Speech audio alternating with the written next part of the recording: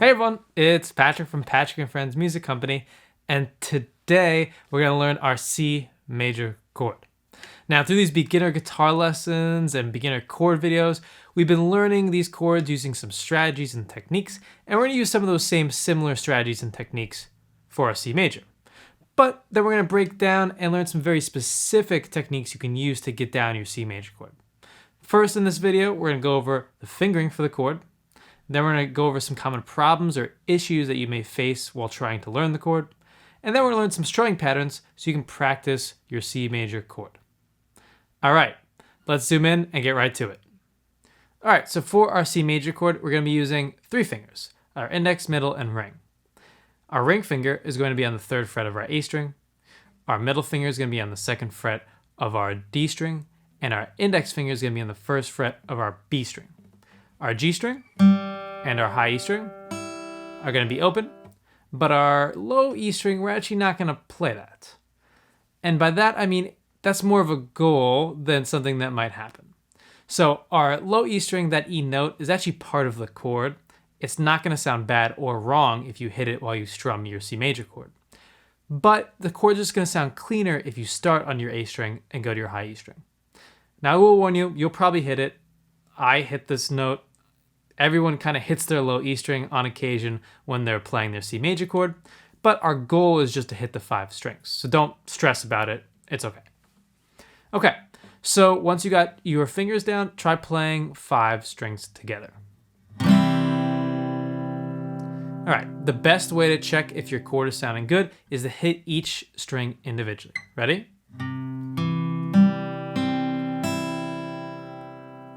If they all ring out and sound good, you're ready to go. Go on ahead and start learning some strumming patterns. But there's probably some common problems that you're going to be facing. And with the C major chord, the biggest thing is our muted strings. So you might get this sound when you try the C major. Right? And the number one issue, and I have talked about this in every chord video, but it's so important, is that when you play with flat fingers, you're going to get muted strings. What you need to do is curve your fingers and use your fingertips. You'll get a nice sounding chord, but this is way easier said than done. Honestly, it's uncomfortable at first to curve your fingers, and it can be a little hard. And there's no, humongous secret to get it down, but the best way is just to practice curving your fingers, playing each chord, learning each chord, make sure you curve your fingers. Now, just one quick suggestion is if your finger is maybe too high and you can't curve your fingers, you can move your thumb to the back of the neck. So you don't necessarily want your thumb up here all the time. Try moving to the back of the neck, and it'll help you curve your fingers a little more. All right, so the thing I want you to try with the C major chord to help us out is I want you to really get down your G string, B string, and E string first. Those 3 strings, I think, are like the key to this chord. Because if you notice, if I have flat fingers, I'm not going to get those strings to ring out. But I think if you can get those 3 strings to sound good while you have your C major chord set up, then you're kind of ready to go to start learning and getting down your C major chord. Now, the last thing that you may encounter, and this is pretty common with a lot of chords, is it might be hard to press down, right? Our ring finger, if you're going to get that sound, you got to press down a little harder. Same thing with our middle, same thing with our index.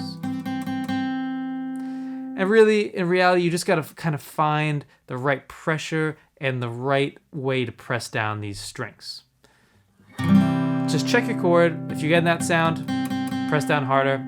It may hurt at first, but over time, you'll get used to it, and it'll start becoming easier and easier for you to press down. Now, the way to practice getting this chord down consistently, as I've talked about with all the chords, is this little practice strategy. So what you're going to do is just set up your chord. Make sure it sounds good. Lift your fingers off. Put them back on again. Make sure it sounds good again. Now, you may have to adjust your fingers a little bit. That's totally awesome and fine. But one suggestion I have for beginners is to put 1 finger down at a time. So play your chord. Lift off your fingers. Put them down 1 finger at a time. This will ensure that we get our chord down. Now, for this chord, I want you to try putting your ring finger down first. It's what I call our anchor finger. Because once we get that down, it's a little easier to sort of get our other fingers on the strings. What I tend to see a lot of people do is put their index finger down, and that's because it's easier to see the rest of the fretboard. It makes a lot of sense. But I think it's actually harder to get these other fingers down quicker. So try putting your ring finger down first, then adding your other fingers. I think it will help you get down your C major chord quicker and better. Awesome. So we got all these strategies and techniques. Let's zoom out and start learning how to play some strumming patterns with them. Okay, so now we're going to learn some string patterns to practice on our C major chord. But just remember, these are just a vehicle to help you learn our chord and help you learn to strum. But you can use any strumming pattern we learned from another video, any strumming pattern you may already know, or just any strumming pattern you may already just have come up with. So try them out. You can use any one of these for these chords. All right, so our first strumming pattern is going to be down, down, down, up, or 1, 2, 3, and 4, and. All right, what we're just going to do is loop this strumming pattern with our muted strings to get a feel for it. Ready? Down, down, down, up, down, down, down, down, up, 1, 2, 3, and 4, and 1, 2, 3, and 4, and. Awesome.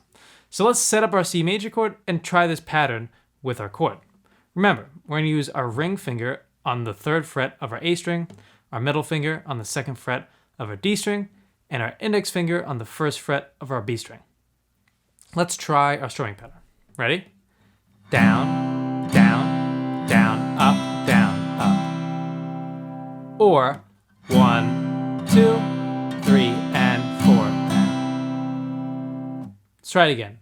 Down, down, down, up, down, up.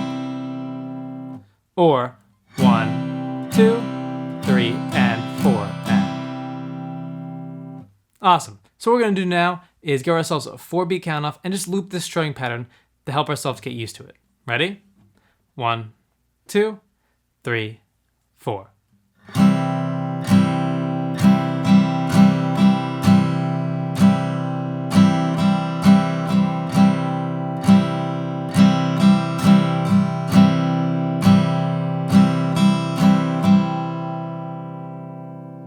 Awesome. So I want to mention before we go on to our second strumming pattern that you don't actually have to hit all of your strings on your up strums. The reason why I say this is because I noticed that a lot of students, a lot of beginners, when they go on their up strums, they try to sort of contort their hand to try to get the strums down. Now we really just want to keep a nice even hand when we strum. And to do this, you may have to just hit a couple of the strings. You're going to see me do it, you're going to hear me do it, so you're going to recognize that you're still going to hear the chord. And that's because when we go on our down strums, we still hear all the notes ringing out. So if we only hit a couple strings on our up strums, maybe 3 of the strings, it's still going to sound good. It's still going to sound like the whole chord. So try it out and see if it helps you. So our second strumming pattern is going to be down, up, down, down, up. Or 1 and 2, 3, 4, and. All right. So I want to mention that our first up strum on the end of 1 gets held through beat 2 for the entirety of that beat. So you're going to hear me say beat 2, but I'm not actually going to strum on beat 2. I'm just going to hold my chord through that. All right, so let's mute our strings and just loop our pattern over and over again. Ready? Down, up, down, down, down, up, down, down, up. 1 and 2, 3, 4, and 1 and 2, 3, 4, and. Awesome. Let's set up our C major chord and try the pattern. Ready? Down, up, down, down, up. Or 1 and 2, 3, 4, and. Let's try it again.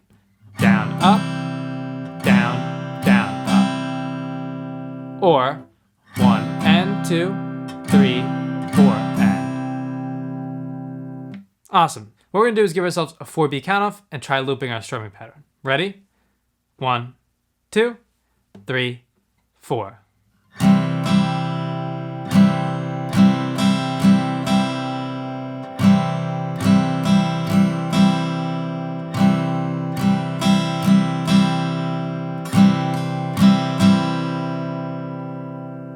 Awesome.